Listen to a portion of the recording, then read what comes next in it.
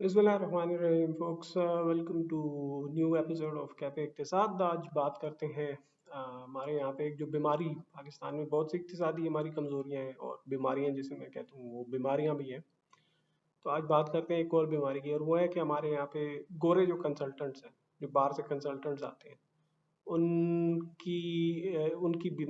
जो पाकिस्तान को लत पड़ी हुई है। मैं लत इसलिए कहूँगा कि we been having them since 1947। तो अभी एक साहब आए थे, नाम है उनका डॉक्टर स्टीफन डरकॉन। डॉक्टर स्टीफन डरकॉन आए, उनने को बुलाया गया ख़ास तौर पे एफटी पेमेंट पे, और कि जी वो एक होम ग्रोन एजेंडा हमें बना के देंगे, इक्तिसादी जो इस्लाहात हैं, इकोनॉमिक रिफॉर्म्स का। वो आए, उन्होंने फाइनेंस डिवीजन में बैठे रहे। अभी जो इतलात आई हैं कि जी होम ग्रोन उनका एजेंडा जो है, वो जब प्राइम मिनिस्टर साहब के पास गया और काबीना के पास, तो वो कहते हैं कि जी ये तो कोई ऐसी चीज़ नहीं है कि जो हमें पहले से ना पता हो, ये तो पहली वही चीज़ें हैं जो कि हमें पता है।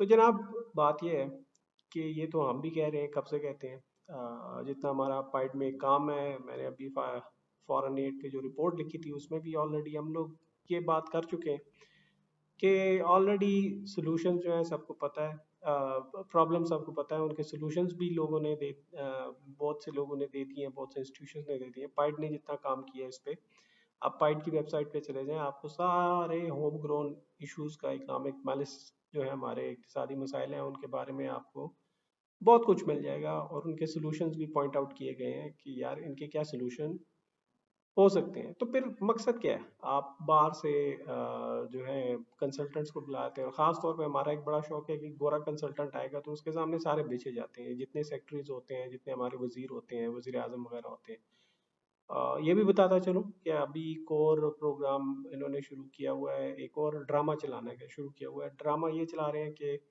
एक नए कंसल्टेंट है, चाइना में शायद होते हैं, जस्टिन लिन नाम है उनका, उनको 1.1 मिलियन डॉलर के पेमेंट पे उनको बुलाने का प्रोग्राम है। तो आप खुद सोचें कि एक मुल्क जहाँ पे डॉलरों के, हर वक्त हम डॉलरों के चक्रों में रहते हैं कि हमारे पास डॉलर है नहीं और डॉलर बहुत कम है, तो हम 1 मिलियन या 1.1 मिलियन डॉलर जो रिपोर्टेड है, अब वो तैयारी कर रहे हैं कि उनको पेमेंट करें, और किस चीज़ पे, इसीलिए कि जी वो आके हमें बताएं कि हमारे इक्तिसादी मसाइल क्या है। भाई इक्तिसादी मसाइल जो है सबको पता है, इक्तिसादी मसाइल पे लिखा जा चुका है। इक्तिसादी मसाइल पे ये देखें, आपके सामने मैं बोल रहा हूँ, और कब से बोल रहा हूँ, लिख रहा हूँ, I been writing for last 13 years, since 2013।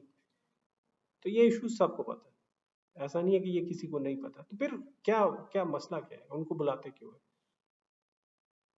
जो मेरी फॉरेन एड की रिपोर्ट है उसमें मैंने ये चीज़ पॉइंट आउट की हुई है कि यहाँ पे गोरे कंसल्टेंट्स और ये जो डोनर हैं बड़े बड़े, उनकी ये रोल के बारे में तफसील से फिर फॉरेन एड के बारे में बात करेंगे, लेकिन अभी के लिए सिर्फ आपको इतना बताता चलूँ कि ये इनका पूरा एक नेटवर्क है। इसे हम अंग्रेजी में एक लफ्ज़ इस्तेमाल करते हैं, रेंट सीकिंग नेटवर्क। तो उस रेंट सीकिंग नेटवर्क में जो है ये गोरे कंसल्टेंट्स और ये बड़े बड़े ये डोनर एजेंसीज, यूएसए, डिफेड, आजकल एफसीडीओ है, फिर इस तरह एडीबी, वर्ल्ड बैंक वगैरह, इनके अपने कंसल्टेंट्स होते हैं। ये आते हैं, हम पे अपने फॉर्मूले डंप करते हैं कि जी ये करो वो करो। बेशक वो ज़मीनी हक़ाइक़ जो है उनसे उनका कोई इदराक उनको होता ना हो, या उससे कोई उनकी मुताबिकत ना रखती हो, लेकिन वो डंप करते हैं। स्टीफन डरकॉन जो है ये एफसीडीओ, ये फॉर्मर डिफेड है, ये उनके साथ काम करते हैं, और बुनियादी तौर पे हमारी ये जो सेक्रेटरीज है ना, फेडरल सेक्रेटरी, ये उनके एजेंटों के तौर पे काम करते हैं। ये करते हैं कि दौरान नौकरी छुट्टी ले लेते हैं, सर्विंग गवर्नमेंट ऑफ पाकिस्तान, और जाके कंसल्टेंट के साथ काम करना, ये जो डोनर्स के साथ काम करना, वर्ल्ड बैंक के साथ, एडीबी के साथ काम करना शुरू करते हैं, उनके एजेंट बन जाते हैं। उनके वहाँ पर फिर जब कोई सेक्रेटरी वगैरह, या फिर वापस आते हैं किसी ईएडी के सेक्रेटरी मिसाल के तौर पर बन जाते हैं, फाइनेंस के सेक्रेटरी वगैरह बन जाते हैं।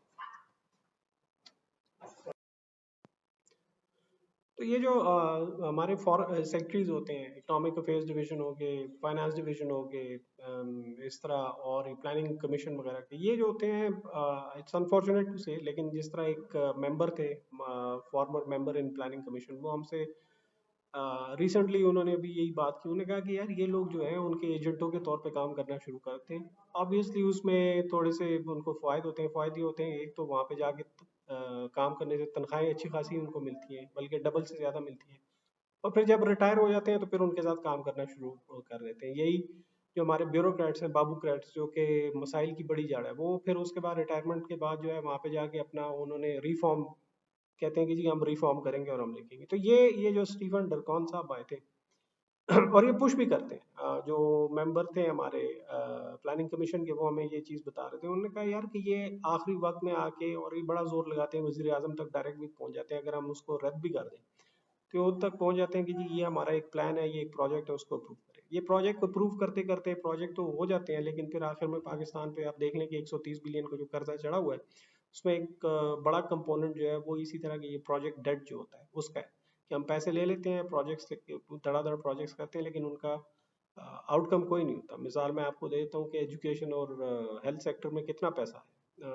आप जो ऑफिशियल फॉरेन डेवलपमेंट असिस्टेंस है उसके स्टेटिस्टिक्स उठा के देख लें ओईसीडी से, तो 21वीं सदी में पाकिस्तान में जो एजुकेशन सेक्टर और हेल्थ सेक्टर है उसमें तकरीबन 12 बिलियन डॉलर अब तक आ चुके हैं। लेकिन हालात ये हैं कि हमारे फिर जितना पैसा आता गया उतनी ही हमारी रैंकिंग्स नीचे जाती गई, हमारा ह्यूमन डेवलपमेंट इंडेक्स जो है हेल्थ और एजुकेशन का वो मजीद बिगड़ता चला गया, which tells you something about the ineffectiveness of foreign add. खैर इस पे एक मजीद तफसील से बाद में बात करेंगे। बहरहाल ये जो अभी स्टीफन डरकॉन साहब आए थे, ये बेसिकली आए थे, फिर पता चला कि ये एफसीडीओ और एडम स्मिथ इंटरनेशनल एक हैं ये, उनमें हमारे दो रिटायर्ड सेक्रेटरीज और एक शायद एक दो जो है वो अभी हाजिर सर्विस भी है जो छुट्टी लेके उनके पास गए हुए हैं।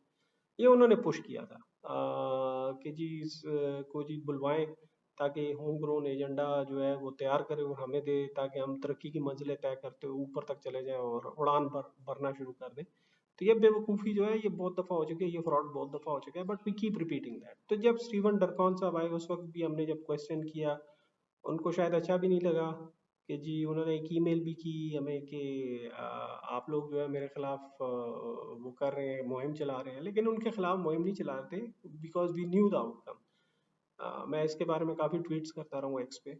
आई न्यू द आउटकम, मुझे पता था कि यार आखिर में होना कुछ नहीं है, वो भी इसी तरह होगा, उसकी रिपोर्ट आखिर में आएगी, उस साइड पे रख देंगे और इट विल गैदर डस्ट। तो वही हुआ और वही होगा। देखें पाकिस्तान के मसाइल आपको पता है, जिनको आपने इम्प्लीमेंट करने के लिए देना है वही सबसे बड़े इस्लाहात के दुश्मन है, तो वो कैसे इम्प्लीमेंट होगा? जो इश्यूज पहले से पता है उनको बार बार you try to reinvent the wheel, उससे कुछ भी नहीं होगा, उससे कोई फर्क नहीं पड़ता। सो ये this has got to stop. ये हमारे जो ये साजिशी है ना, ये कंसल्टेंट्स और इनके यहाँ पे ये जो इन्होंने अपने हवारी रखे हुए हैं डोनर एजेंसीज ने, हमारे खास तौर पे ब्यूरोक्रेसी में ये सेक्रेटरीज वगैरह जो है जो उनके पे रोल पे होते हैं उनकी टाउटी करते हैं। This has to stop. ये नहीं हो सकता कि सेक्रेटरी ईएडी जो है वो बोर्ड्स पे बैठा हो जिसमें डोनर एजेंसीज के बोर्ड्स भी हों और वहाँ पे से तनख्वाहें वसूल कर रहा हो, इधर गवर्नमेंट ऑफ पाकिस्तान से भी तनख्वाहें वसूल कर रहा हो। That's clearly a conflict of interest. This has to stop. लेकिन अब obviously they are too powerful. तो यहाँ पे अब मैं सबको सुनता हूँ जो भी आता है, चाहे वो शहबाज शरीफ हो, चाहे इमरान खान हो, या वो कोई और हो, कि जी हम इक्तिसादी तरक्की, तो इक्तिसादी तरक्की के लिए फिर जो वो फाइल मूव करते हैं तो वो इन्हीं लोगों के पास जाती है।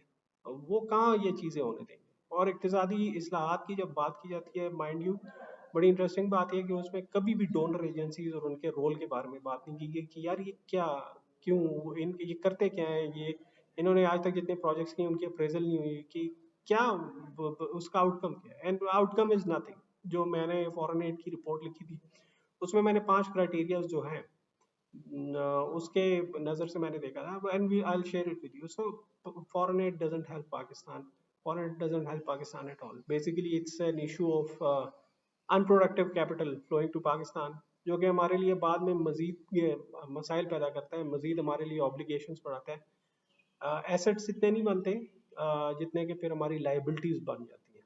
सो we need to keep that in mind. So एक और गोरा कंसल्टेंट आया, वो चला गया, अब एक और को बुलाने का इरादा है। तो ये टोपी ड्रामे जो हैं ये बहुत हमने देखे हैं, इनसे कुछ नहीं होता, क्योंकि इक्तिसादी इस्लाहात जो है जिसने करनी है, जिन जिन जो जिनके खिलाफ या जिनके मुफाद के खिलाफ जाती है उन्होंने होने नहीं दे रही, उन्हीं के पास इख्तियार है। ब्यूरोक्रेसी होगी, मिलिट्री होगी, जुडिशरी होगी, तो वो कभी ये इस्लाहात होने नहीं देंगे, क्योंकि सबसे पहले उनके जो पर्क्स एंड प्रिविलेजेस हैं वो ही मारे जाएंगे। So we come to the end of the episode. इंशाल्लाह ताला नेक्स्ट एपिसोड में आपके साथ मोस्ट प्रॉब्ली मैं फॉरेन एड की इनफेक्टिवनेस पे बात करूंगा, जिसमें इनके डोनर एजेंसीज का रोल और इनके जो पूरा नेटवर्क है उसको भी एक्सप्लोर किया जाए। टिल देन जी अपना ख्याल रखिएगा। अल्लाह हाफिज।